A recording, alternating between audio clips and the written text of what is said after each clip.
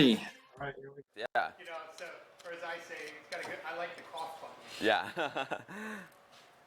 The cough button. Yeah. I have a wireless, but I like, for this thing, because I'm basically tailored to the camera anyway. What?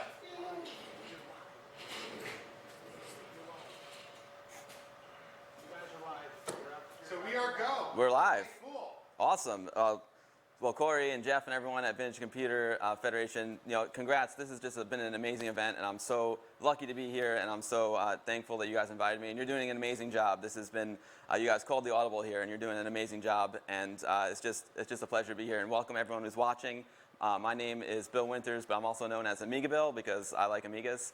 I do Amiga streams on Twitch every Sunday at 2 p.m., and people keep asking me, they're like, we would love to see, like, how do you stream from your Amiga? So that's what gave me the idea for this exhibit. So today I'm going to show you, quote, how to stream from your vintage computer. Now when you're doing a stream, and of course with vintage computers, there's so many variables, so I'm not going to be able to get into everything today. I'm also not an expert with every vintage computer. Like, I'm not sure how to stream from your Apple II. I'm sure I could learn and figure it out, but I don't know. So I'm going to focus on what I know today. The Amiga, I've got an Amiga 1200 here and a Commodore 64. So when you're doing a live stream, basically, there's a few main components involved. First, you have your vintage computer that you want to show. Second, you have your audio, which is really important. So we're going to talk a little bit about audio. Third, you have your camera. You don't necessarily need to have a webcam when you stream, but I think it's really nice to have a face cam because a lot of streaming is interaction with chat and having a connection with the person who's streaming. And then the fourth component, of course, is the actual computer that's doing the streaming. So I'm going to take you through my setup here. Like I said, lots of variables. This isn't always the way this isn't exactly the way I stream it when I'm in my studio doing the streams on Sundays, but this is a great portable setup. All right, so let's get started here. So this is an Amiga 1200 computer, and the big challenge, like when you're dealing with the vintage computer, you have to get it into the computer that streams. My personal favorite way to do it is to figure out a way to get your vintage computer to HDMI. The reason why I like HDMI is a standard these days, and there's tons of video capture cards that use HDMI as an input. So you have a lot of options. You have great price point for HDMI capture cards. So my personal favorite way to do it is to get it to HDMI. So in the back of the Amiga, I'm taking the Amiga RGB output, and the Amiga RGB output is getting converted to something called SCART. Now SCART is actually a European standard connector, and it's really awesome. It's an RGB connection, super high quality, and it will also take audio as well as video. So going from Amiga RGB to SCART has just been awesome. And the device I'm holding in my hand is called the OSSC, the Open Source Scan Converter, and it's basically a line doubler. So whatever resolution you're feeding it, it's increasing the number of lines, and it spits out an HDMI signal in 1080p. And one of the cool things about this open source scan converter that's really important, especially if you are playing games, is there's no lag. It's a zero latency scaler. And that's super important when you're playing games because a little bit of lag and it makes the game unplayable. And it also does a great job with the upscale. It looks beautiful. Of course, like I said, there's many variables when it comes to streaming. So this is just one of many ways to do it. But not only does it have the SCART, but like I said, maybe your vintage computer, you can't get the SCART. It's also got component video input. It's also got VGA in. So if you want to do some streaming from like a vintage PC, plugging in the VGA, that gives you a lot of options as well. So I highly recommend the open source scan converter. It's pretty awesome. So then, like I said, it's scaling it. It's sending it to the HDMI. And then from the HDMI, I'm going to my capture card. This is called a Magewell HDMI Plus. Magewell is the brand. It's got an input. So it's got the open source scan converter going into it. And then it's got a pass-through. The pass-through goes to my monitor, so I can see what I'm doing on the Amiga or any vintage computer. And then the input is a USB 3 connection that's going to my streaming computer. And that is the essence of how I get the computer in.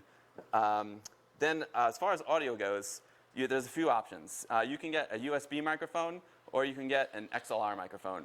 USB microphones are getting better, and there's getting to be more options. But if you go with the XLR route, XLR is a professional standard, and it gives you so many options, so many great microphones. All the best microphones are XLR microphones.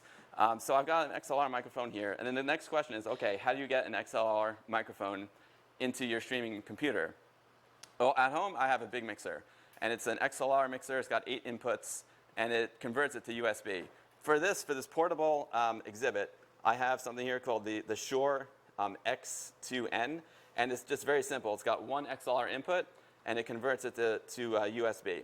I think this is USB 2, and then I take the USB 2 and put it into the streaming computer. So this is it's a really nice way to do it for run and gun on the road. But there's nothing like using a mixer. Like, I highly recommend using a mixer, because when your profiles get more complicated and you have your audio, you have your Amiga's audio, your computer's audio, maybe you have a guest on the show, you get so many inputs, it's just, a mixer makes it so much better. But for today's purposes, I just have this little guy, which is one input. So we got the computer, we got the sound. The next thing is the webcam. Now, normally for this exhibit, I was going to put a webcam here on my computer. Forgot the webcam at home. Fortunately, I've got quite a large webcam here, but it's pretty cool. You've got, when it comes to getting video into your computer, you got a lot of options. Like a $40 like Logitech C930 is a great camera. This is a Canon C300 Mark II, which is a professional video camera. The silver lining in the cloud here is I can show you another cool little device. But when it comes to like camera choice, lighting is always the most important thing, right? If you have a $40 camera with great lighting, it's going to beat a $1,000 camera with terrible lighting. So lighting is the most important. Don't let camera price get in the way of you wanting to stream. If you get like a $40 webcam with some good lighting, it's going to look fantastic for you. So this C300 camera is running at 1080p, 60 frames per second. I'm taking an HDMI output, and I've got another video capture card here. This is another Magewell. It's a USB capture HDMI. Then the only difference between that Magewell and this Magewell capture card is that this one doesn't have the pass-through. So you wouldn't want to use this to capture the output of your vintage computer, because you really want the pass-through so you can also see what you're doing on the monitor, because in your streaming software, there's always going to be a delay. And like I said, for games, you can't have any delay. Even sometimes there's such a big delay, even like using the mouse to click on an icon is challenging. So I got the C300 going into this Magewell capture device, and it's a USB 3 input. I got it going into this hub along with my audio. And then that brings me to the next big part. That is the actual computer that's doing the streaming. In this case, this is just a MacBook Pro. You can use any computer that runs this piece of software called OBS. It's called the Open Broadcasting Software. And it's really, really wonderful software. It's a free piece of software. There's a lot of options. There's many different programs that allow you to do live streaming. But OBS is free. It's a great place to start. It's a very lightweight program, and it's very simple to use. So once we're over here in the OBS, I love to set up profiles. It's one of my favorite things to do. I love the template of my stream. I'm a visual guy. I like things to look good. So I made a little template here. You can load in different assets to the Open Broadcast software. So the first thing I did is I made a background. This is a Workbench 1.3 background that I made. I did some photography and brought it into Photoshop, and that's just kind of like my background. Over here, this is the open source scan converter going into the Magewell HDMI+. So this is the actual Amiga over here. And then here is the webcam. I feel like that many times when I stream. I feel like that chicken, let me tell you. But I got the camera aimed at this chicken, and that's my webcam. And then I put a frame around it. This is a Photoshop image. This is my actual 1084 monitor. And I just brought it into Photoshop, and I made it into a PNG. I put a transparent layer in the center. So I got this nice little frame around me. It makes it a little bit nicer visually. If I was actually live right now, I would have the chat here. Talking to the chat is a big part of my streams. I'm really lucky. I got so many amazing people that show up in my streams, and the interaction with the chat. It's like coming to a Vintage Computer Federation meeting where all your friends are here, and you can have a great time and talk about stuff. So I would have the chat here, and that's a very, very basic profile. At home in my studio, I have many more inputs. I'm a camera guy. I got cameras all over the room, different angles. And I get a little carried away with it, but it's a lot of fun. But this is a very, very basic setup. Again, you got your webcam / face cam, and then whatever you're streaming with, whichever computer you're streaming with, and then your background and your chat. Again, there's an infinite number of ways you can do it, and I love designing profiles. It's really, really cool. Now let's say you're a Commodore guy. You also love the Commodore 64. streaming from the Commodore 64, again, the concept is very similar. My goal with the Commodore 64 is to get it to HDMI because that opens up so many possibilities, like I said. And in this case, I'm not using the open source scan converter. I'm using something called a RetroTink. And this little device is awesome, very similar to the open source scan converter. It's got zero latency. There's no lag. So when you're playing your games, you can, there's no lag. It makes it super, super easy. So I've got a special cable that was made. It takes the video out from the Commodore 64, this is the Commodore 64C, and it splits out the audio. So I've got left and right audio. It also gives you composite video, which I'm not using right now. And it also gives you S-Video, YC, which is great. So I'm using the S-Video input on this RetroTink, and then it outputs HDMI, and then I put the HDMI into the Magewell HDMI Plus, just like I'm doing for the Amiga. So if you want, I can show you this. This is my Amiga setup here. If you want to switch over to Commodore 64 mode, at home I would have a switch, but I can just show you. I'm just going to disconnect the HDMI cable from the open source scan converter. I'm going to plug it into the RetroTink. There we go. And then this is cool. I'm going to come around. I have to come around to do this. I'm going to change my profile. I've got a different profile set up. So instead of having Workbench 1.3 back there, I got the Commodore 64 style going on. Click to my different profile, and there's the Commodore 64, the output of the RetroTink. I got a nice little background. I shot off my 1702 monitor, and then I changed the monitor. Instead of it having an Amiga 1084 checkmark monitor, I got the 1702 Commodore 64 monitor. And that's the basics of it. That's how I do it. There's many different platforms you can stream to. You can stream to Twitch, which is primarily a gaming platform. It also focuses on games, but it focuses on live streaming. Of course, there's YouTube. YouTube is more of a pre-recorded video place, but there's a lot of great live streams on YouTube as well, like the one you're watching now. And it's just been, that's basically that's the basics of it. There's so many, like I said, there's so many variables. There's going to be variables depending on the computer that you want to stream, depending on the cameras that you want to use. Lots of different variables here, but it's a lot of fun.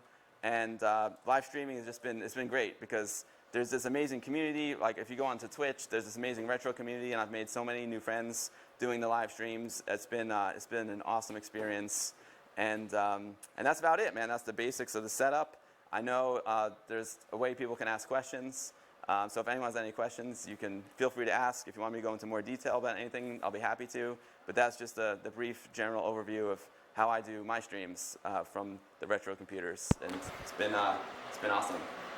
Hi. So I think we're going to ask if there are anything from the discourse. Can you I want to hear is there anything from the discourse conversations? Discord? Excuse me, Discord. We know what you meant. Well, I say discourse, I'm assuming people are arguing on it, right? There's good discourse in Discord. That's true, yeah. Yeah, but like I said, Ready for questions?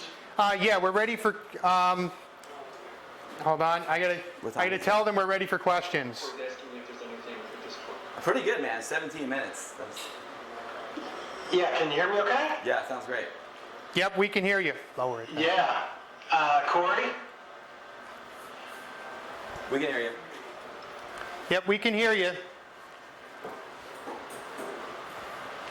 So, I guess we're gonna. Somebody said, what capture device do you use for your Mac after the OSSC? What do you pipe it into before the Mac? He missed that part. Sure, no problem. So out of the Amiga goes to the open source scan converter, but the device I use that's doing the actual video capture, this is called a Magewell HDMI Plus, and it basically takes the HDMI input. It's got a pass-through, so it takes the HDMI out and it puts it to my monitor so I can see what I'm doing, and then it's got a USB 3.0 output, and the USB 3.0 goes into the Mac, or it can also go into a PC, any computer that can take USB 3.0. Another nice feature of this card is that it's got a 1/4-inch plug for headphones, so you can plug your headphones directly into it if you want to monitor the audio. And if you want, you can also plug a microphone into it. That's not how I do it. Like I said, I was showing you, I've got the XLR microphone, but it's got a lot of options. It's a really nice card. It's the Magewell HDMI Plus. The other thing that's really important to know is a lot of these vintage computers, they they output strange resolutions. So there are some great companies like Blackmagic. They're a professional video company. I love their cards a lot, but they're not necessarily the best cards for your vintage computer because they're expecting like a professional, clean, like 1920 by 1080 signal, where sometimes the resolutions coming out of these vintage computers is quite different. And I found that the Magewells work really well with handling different resolutions. Other good companies for capture cards are AverMedia makes some really nice ones. Elgato makes some really nice ones as well. I just went with the Magewell because I know it worked well with the Amiga, and I like the flexibility of the USB 3.0. At my studio at home, I've got a 4-channel Magewell. It's a PCI card that I plug into my streaming PC, and it's great. It's great to have it. At home, I use a PC to stream, but when I'm on the road, this MacBook Pro works great. But yeah, it's a Magewell HDMI Plus. That's the name of the one that I'm using here. So actually, before we see if there's any other questions online, I actually have a question myself. Okay. So you mentioned that lighting is really the Yes. most important thing, and I think that gets overlooked a lot. People want to go out and buy like, oh, I've got to have a DSLR so I can go do my streaming or whatever, and they don't realize, as you mentioned, you can do a $40 camera. Can you explain a little more of kind of how they might want to arrange the light, or what should they do about lighting, to make it look better for streaming? That's great. Absolutely. I probably, in retrospect, I should have brought some lights with me to show you that part, but I was kind of just showing you the setup. Well, basically, the stream you're looking at now is probably the worst case scenario for lighting because I'm standing in front of a bright window. Let's say you're at home, you can start with, the idea is to have like nice soft light on yourself. I generally don't like to aim like a hard light directly at a person because you get hard shadows. So what I like to do is I like to use a lot of bounce light. You can get something very simple, like you can get little LED lights and like bounce them into the wall in front of you, and that'll just give you like a nice soft glow. You want all the light to come from like the front. So as you're looking at your monitor, as you're looking at your chat, you have some nice soft light hitting you from the front, and you want to minimize the light behind you because otherwise if there's a lot of light behind you, you'll have like a silhouette look. And yeah, Corey, like you said, the lighting is the most important part when it comes to the camera. Like I said, like a $40 webcam with great lighting can beat a $1,000 camera with terrible lighting. If you're completely backlit with a $1,000 camera and shadowed, it's not going to look good. If you're well lit and front lit and have some nice soft light on you with the webcam, it's going to look fantastic. For me personally, I have these, they're 1x1 light panels, 1 foot by 1 foot. And I take one and I literally like bounce it into the wall in front of me. My wall happens to be like a beige color, so it gives it some nice warm light on my face. It's a very crude way to do it, but it works and it looks really good. And then I have another one aimed at me that kind of gives me a little bit of an edge light. But I get a little bit fancy with the lighting on my streams. But as long as you have nice soft light on your face, you'll be good to go with your webcam. Thanks very much. I think that was it. That, to me, honestly, because I'm always curious about that, how you can, watch someone with a camera and, you see them writing on something in a Sharpie, you can see the Sharpie, but you can't read the print on the page. Exactly. Because the lights are just all wrong and you think they're like writing on a blank page. So I'm going to ask again, is there any other questions coming from the internet?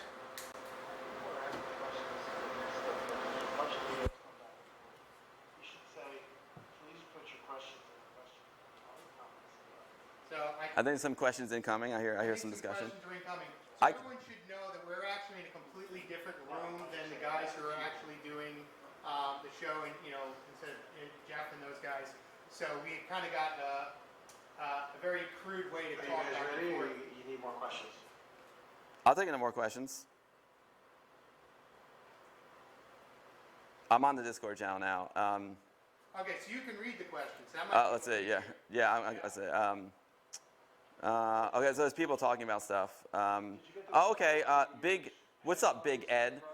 Big Ed is asking, is there live coding in the retro community on Twitch as well as gaming? Yes, Big Ed, absolutely. If you go onto Twitch, Twitch is broken down into different categories or different directories, as they call it. So let's say you're playing like Destiny 2. You can be in like the Destiny 2 category. But there's one called retro, and that's the section that I stream in, and that's anything retro. It can be retro gaming, it can be retro coding, and there's a great person who streams Commodore 64 stuff. His name's Shallon50K. He does live coding. There's great demo sceners who also do live coding in the retro directory. One of my favorites is a guy named Ferris. Ferris streams stuff. He's a genius. He's with a group called Logicoma. He does live coding as well. But if you go to twitch.tv and you look at the retro category, that's where you can find most of us doing Commodore stuff, Atari stuff, vintage PC stuff. There's a lot of Nintendo stuff going on there too. So it's Twitch. Go to twitch.tv and you can go to the retro category. Let's see. I'm going to. I don't see exact questions. What's the fridge? The fridge is clearly for your beer. I mean, they know me here, so they put me next to the beer fridge. Actually, I'll take responsibility for that one. We actually had something covering the fridge, so you guys wouldn't see that we are human beings and need to eat, and we borrowed it and forgot to put it back. You know, that's mine. I'll take the hit for that. You can actually see that we actually have a stand which did have a black on it, and we probably should have blacked out the poor lighting of the open window. But you know, once again, it's all about the vintage stuff, and the technical stuff, that's my bad. Oh, you know what they're saying? I think what happens, I think on my microphone's in the left channel, so they're saying the left channel sounds great, the right channel doesn't. That's because I'm in the left channel, and I think you had your mic in the right channel, and it was turned off. That's why, yeah. Yeah, I go back and forth. Yeah, and that's a really important thing too when you're streaming. Knowing your different channels, you know, using a real mixer is huge. It allows you to control all of that. The guys here at the Federation are doing an amazing job today. But it's their first time ever doing like a live stream from VCF East. So that's the other thing with streaming, right? Streaming is there's a little bit of black magic that happens with streaming. You can be completely buttoned up and ready to go, and everything can be technically perfect on your end, and then something will go wrong that's out of your control. So like knowing how to deal with issues on stream is a big part of streaming as well. Do you recommend a headset? Oh, that's a great question. Hold on, we should repeat that one. I'll repeat it, yeah. The question is, do you recommend a headset, headphones? And I absolutely 100% recommend headphones. That's a great point. The reason being is because when you have a live microphone, if you have speakers in the room that are on, you're going to get feedback. So having headphones on your head will eliminate the feedback. So the room is quiet, but you can hear the game and you can hear anything else that you'll be playing. I also, when I do my streams, at home, I have my microphone going into my headphones to make sure that I'm not over-modulating or anything. So I'm monitoring myself, which is tricky and takes some practice, as well as what I'm doing on the Amiga. And I usually, when I'm like reading something, or if I'm reading some Amiga news or something, I usually have music coming out of the Amiga. And then, of course, when I play the games, I have the game sounds coming out of the Amiga. So yeah, headphones, that's a great point. Headphones are really, really important. You don't want to get the feedback or echo. And with any vintage computing, I think you also keep the fire extinguisher handy. Oh yeah. Yeah. I've seen one or two streams where the guys don't realize, and there's a little bit of smoke coming up in the background, because you want to catch that early so you don't keep it family friendly with the language. Are there any more questions on the Discord channel? Yeah. So Jerry said, why do you use headphones on the broadcast instead of PC speakers? That's exactly exactly. So actually, that's actually why we're completely disconnected with the other room. We want, in order to avoid the feedback of our microphones and other things, there's kind of a disconnection with the other room on purpose, and we're not wearing headphones in here, so that's the exact same thing. You always have to be careful. Yep. I'm looking at the questions here in the Discord. The fridge would make a great bounce guard because it's white. Lots of people typing. Cool. Just here's another piece of equipment that I didn't show you. That's pretty cool. I also do live streaming from my video toaster. The NewTek video toaster is a live video switcher for the Amiga, and when I take some of the cameras that I connect to it, I need to convert to some of the vintage cameras I use with the toaster. They have composite video output. But if I want to go directly, if I want to, from the toaster to my Amiga, to the streaming computer, this is a little box here. This will convert composite video to HDMI. So this is a cool little device. This is a very inexpensive device. It's a Ghana. It's something I picked up on Amazon. The downside to this device is that it makes everything 16:9 aspect ratio. So when you bring in like a 4:3 vintage computer signal, it's going to stretch it to 16:9, but you can just correct for that in your streaming software and just get it back to the 4:3 aspect ratio. But this has been a really handy little one, especially when I take the output of my video toaster and I want to stream the output of the toaster, or if I want to take one of the vintage cameras that I connect to the toaster and put it directly into my streaming computer. I've got a VHS camera that I use as my webcam. I call it VHS Cam, and this is how I get VHS Cam into my streaming computer. It's got a composite video out, and then it converts it to HDMI, and I correct the aspect ratio in OBS.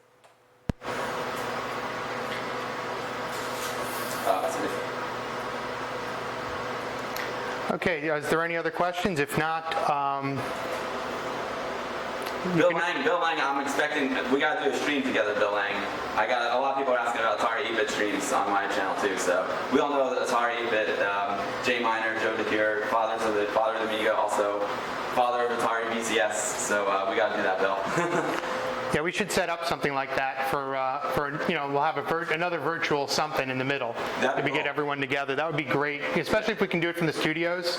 Yeah. So that, us semi-amateurs like me who keeps walking in front of the camera and bouncing chickens in front of the lenses. So they're talking about the channel swap with so what's happening, guys, here is the output of Corey's camera. Corey's shooting this. It's got a stereo output, right? So it's got left channel, right channel. So I'm in, I guess, the left channel. He's in the right channel. Now, what you can do in OBS in the other room is you can set that input to mono, and when you set it to mono, you wouldn't have that left and right, that stark separation between the left and right channel. So we learned. But I don't separate. It's so funny because Amiga is also the Paul chip. It's got hard left and hard right channel. Some people are like, oh, I love it when it's like everything's, I love it that way, or you should play it in mono because I prefer the song to be in mono. So it's an interesting one. Yeah, we were doing some of the mixing on the camera, and I guess it messed them up a little bit, and gotcha. I was trying to play around with it. Gotcha. So it's, once again, this is the live streaming kind of stuff, right? Yeah. Where, you never know till you get there, and it seemed fine before, and now it's not, and so we have to adjust some stuff. And it's great to get like feedback from people too, like on the stream, because it's when you're doing it all by yourself, it's really hard to like do all this stuff and monitor yourself at the same time. Like, are my levels okay? Does the stream look okay? It's when you're doing it like all by yourself, like a one-person band, it's really hard. So it's always nice when if someone chimes in, it's like, oh man, it's your stereo separation isn't right. Then I'll be able to fix it. So And instead of finding out later, right? Yeah, exactly. It's like shooting a wedding and then finding out later that you had your the audio down or too high up. Yeah. Not much you can do about it then, but in a stream, as long as you're on your feet, you can adjust. Yeah. I think we have time for one more question, and then we really have to turn it over to these guys. Sure. So, pick a question. Okay, yeah, 10 mark. I think the retro tank. What's up, dude? Is great. I love the retro tank it works for the Commodore. It works great for the Atari. You just need a different cable because the pinout on the actual Atari 800XL. There's fewer pins than like this Commodore 64C. But there's a company. They're in the United Kingdom. I don't have the name handy, but they make these great cables that convert it to S-video, and it works great. I haven't had a ton of experience with the retro tank yet. But so far it's been really good, and the quality is great. Obviously, when you can see the difference between the S-video quality and like the RGB output, you get spoiled with the RGB output because the RGB is beautiful. But the retro tank does a great job, a really, really great job. Yes, and I'm rocking the Vicky Pixel Vixen Amiga 500 T-shirt, which is gorgeous. Well, thank you very much for everything. We're just about out of time. I do want to introduce the fact. Oh, thank you. Really, I learned a lot, and I really want to do these kind of streamings and just have to learn so much. There's so many variables. Yeah, exactly. So right now, I think we're going to talk about the PDP-8 I and peripherals and the CalComp plotter. Dave Gesswein will be presenting that, and thank you very much for really showing us some cool stuff. And really, that Amiga is amazing. I just got to tell you.